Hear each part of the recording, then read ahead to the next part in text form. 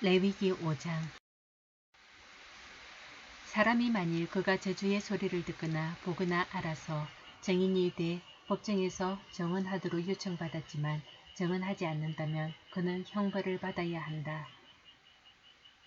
혹은 어떤 사람이 부정한 것, 곧 들짐승의 시체나 부정한 가축의 시체나 부정한 곤충의 시체를 만졌다면 비록 모르고 한 일이라도 그는 부정해질 것이다.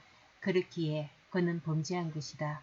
혹은 사람이 부정함, 곧 부정하게 하는 어떤 것이라도 만졌다면 비록 모르고 한 일이라도 깨닫게 되면 그에게 죄가 있는 것이다.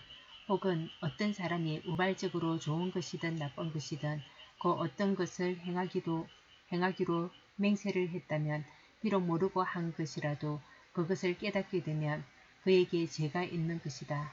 이것들 가운데 한 가지라도 범죄한 사람은 자기의 죄를 고백해야 한다. 그는 자기의 죄에 대한 대가로 여호와께 어린 암양이나 암염소를 속건제물로 가져와야 한다. 그러면 제사장은 그를 위해 그의 죄를 속죄할 것이다. 만일 어린 양을 준비할 능력이 없다면 그는 자기가 범한 죄의 배상물로 산비둘기 2마리나 어린 집비둘기 2마리를 여호와께 드려야 한다. 하나는 속죄제물이고 다른 하나는 번제물이다. 그가 그것들을 제사장에게 가지고 오면 제사장은 첫 번째 것을 속죄제물로 드리되 그는 그것의 목을 비틀어 죽여야 한다. 그러나 그것의 몸을 아주 찢지는 말고 그는 속죄제물의 피를 제단 옆에다 뿌리고 나머지 피는 제단 밑에 쏟아 부어야 한다. 이것이 속죄제사다. 그리고 제사장은 두 번째 예물을 번제물의 반식대로 드릴 것이며 제사장이 그를 위해 그의 지은 죄를 속하면 그는 용서받을 것이다. 그러나 만일 그 힘이 산비둘기 2마리나 집비둘기 2마리에도 미치지 못하면 그는 고운 밀가루 10분의 1 에바를 자기의 죄를 위한 예물로 가져와야 한다. 그러나 거기에 올리브 기름이나 유향을 섞어서는 안 된다. 그것은 속죄제물이기 때문이다.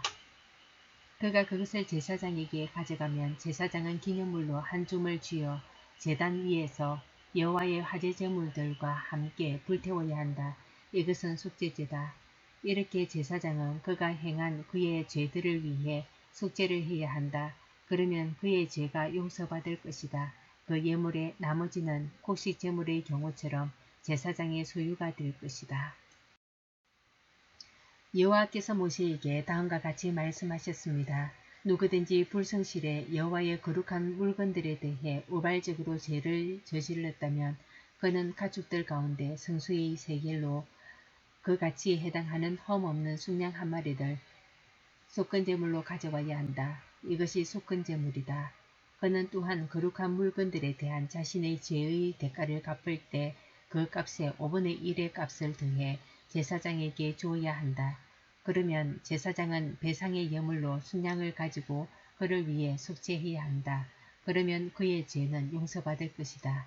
여호와께서 행하지 말라고 명령하신 것을 행해 범죄했다면 그것을 깨닫지 못하더라도 그는 범죄한 것이다.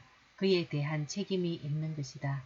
그는 가축대 가운데 속건제물로 정해진 값에 해당하는 흠없는 순양 1마리를 제사장에게 가져와야 한다. 이렇게 제사장은 그가 우발적으로 저지른 잘못을 대신해 그를 위해 속죄해야 한다. 그러면 그의 죄는 용서받을 것이다. 이것이 속건제사다. 그가 여호와 앞에서 범죄한 것에 대해서 책임을 져야 한다. 아멘.